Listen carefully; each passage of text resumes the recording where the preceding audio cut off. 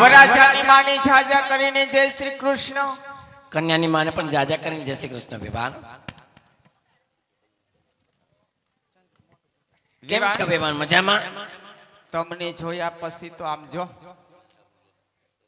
અમારું સાવરકુંડલા, વિજપડી, હાડીડા અકડા ઠાકરાજી થઈ ગયા છે બધા. બેભાન હા માર દેરાણી. હા હા તમારી દેરાણી છે. જય શ્રી કૃષ્ણ. જય શ્રી જય કૃષ્ણ. શ્રી કૃષ્ણ. જય શ્રી કૃષ્ણ. કેમ છો બેભાન? મજામાં ને? બસ મજામાં. છવી દાદા ક્યાં ગયા? બ્રાહ્મણ અમારા ગામના ભૂદેવ દાદા દાદા ક્યાં ગયા? દાદા દાદા દાદાને જય શંકર કરો.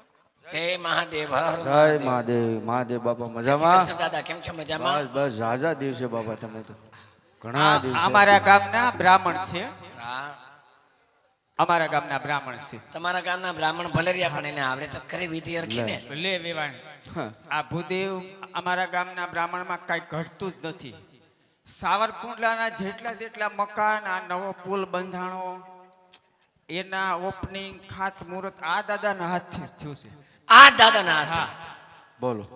એટલે વિધિ તો હરખી ફાવે છે. બધી વિધિ ફાવે છે પણ એક નારાયણ બલ્લી થોડુંક ઓછું ફાવે છે. હા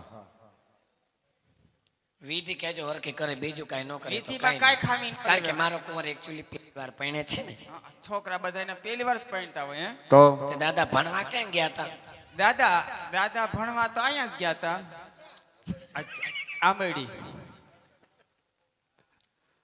આંબેડી ભણ્યા. અમારા કુંવરને પોખી લ્યો. અમારો કુંવર પહેલી વાર જ પરણે છે. છોકરા બધાના પહેલી વાર જ પરણતા હોય.